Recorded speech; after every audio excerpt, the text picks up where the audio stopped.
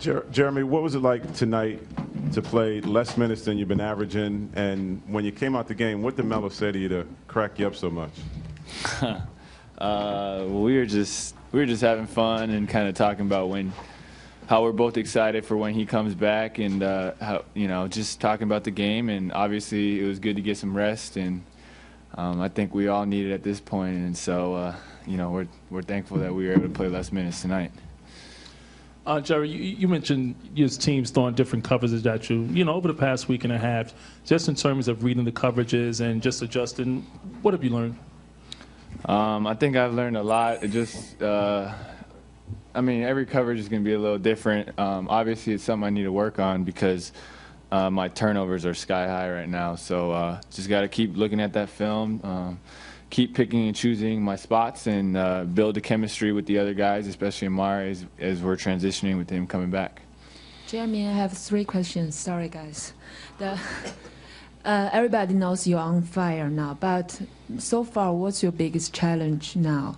And the second one is definitely a huge change around you, but do you feel like you have changed as a person? The third one is before Laker game, the Matt World Peace just talk about you, and he said, now you're a superstar now. You're in New York, and you should change your fashion style. Mm-hmm. You should do a haircut and wear a leather pants and choose a nice shoes. So, what's your opinion about that? Well, I'm looking at a new barber, trying to hire a fashion person, and taking his advice. I guess I need some sunglasses too. I think that's what he said. I'm not really too concerned with that. I think to try to answer all your questions. I want to be the same person before and after, and that's where I want to be, and I don't want to let anything affect me or this team. And I think, playing in New York is a big stage, and that's obviously a temptation and a danger. But our team, we need to make sure we're sticking together. We put our egos aside, and when we put our egos aside and when we really buy into Coach D'Antoni's system, we're going to win games. And I don't remember the other question. The biggest challenge? The biggest challenge. I think getting used to playing a lot of minutes, finding a way to be efficient with the minutes that I'm given. And I'm going through stretches where I may be tired and I'll get 3 straight turnovers, or I'll just lose focus, and that's going to hurt us, especially against a good, really good team. So I really need to focus on that. Yeah, obviously your highlight was on TV all day today and everything. Was it hard? Did you watch it a lot? Was it hard to kind of get past last night and focus on today? I watched it. When I landed, I saw it, and then I was done with it, just because we have a game today, and this season is quick turnarounds, and yeah. Jeremy, how do you feel about a game where you make your impact more passing as opposed to scoring? That's actually, as a point guard, my field goal attempts have been really high, and I don't think that's necessarily good. I think it's more of my job to distribute, get people in rhythm, and hopefully, especially when Melo comes back, another lethal scorer, my shots will go down and my assists will go up. We heard that President Obama actually watched the clips from the game with Toronto. I just want to know what you heard about that. What do you feel about that?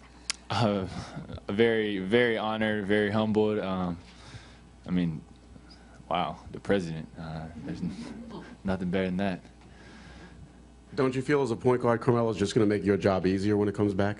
Yeah, he's a lethal scorer, and coming off a pick and roll, he can come off pick and rolls too, and then that gives me a break, and I can come off and I can find him, and it's just when we're probably going to be playing on opposite sides, so when I have myself on the one side of the floor and him on the other, we can swing, and all of a sudden the defense is in rotation and we're coming into pick and rolls, and so it's going to be, we should be more dangerous offensively.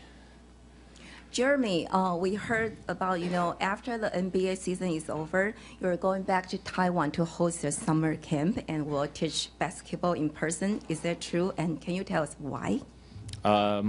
It's true. I did that last summer as well, and I have a strong passion for the game, and I have a strong passion for Taiwan, and I would love to do that and be a part. I mean, the kids were awesome, and I mean, just me thinking about last summer, just it was one of the highlights of my summer. So definitely something I'm going to do again.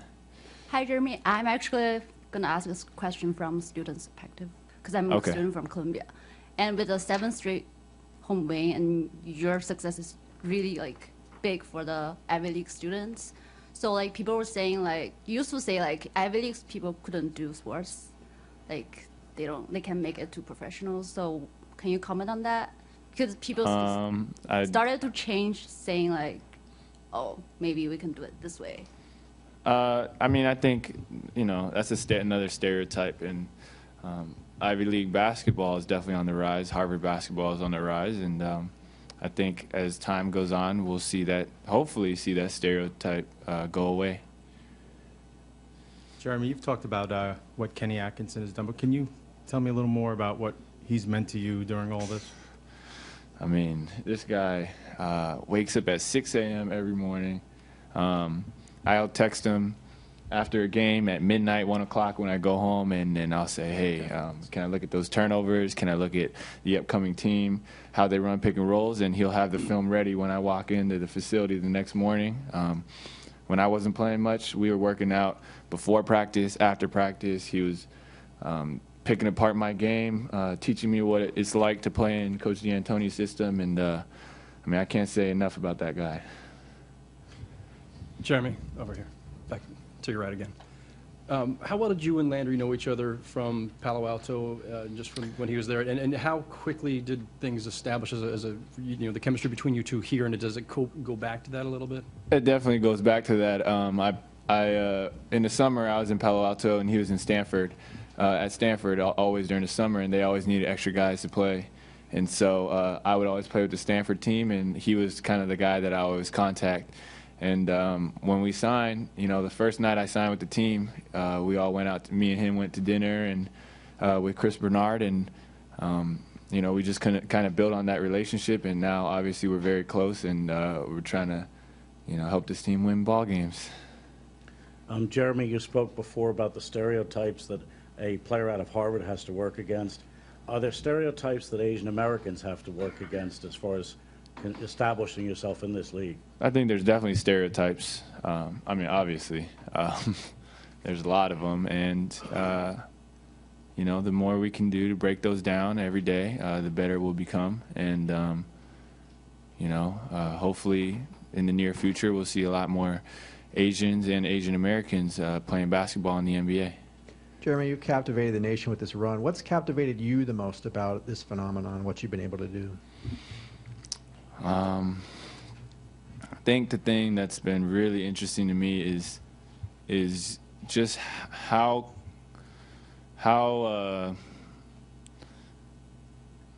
well the team has really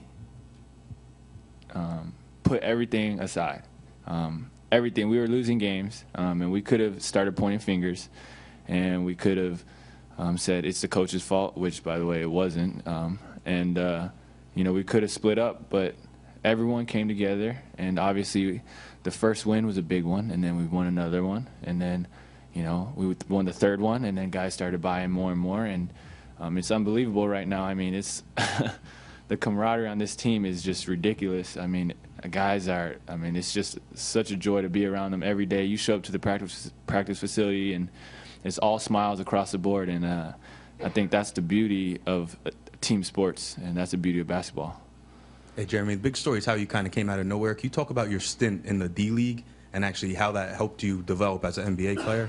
Well, I went to the D-League 3 times last year and once this year, and without that time, I definitely wouldn't be the player I am right now, just because last year when I played for Coach Musselman, he gave me the opportunity to play through mistakes, and I'm still making a lot of mistakes, obviously with 6 turnovers a game or whatever it is, but being able to play through that and build on my confidence and build on my and grow as a player was the best thing that could have happened to me, and that wouldn't have happened without the D-League. Thanks, John. Thank you.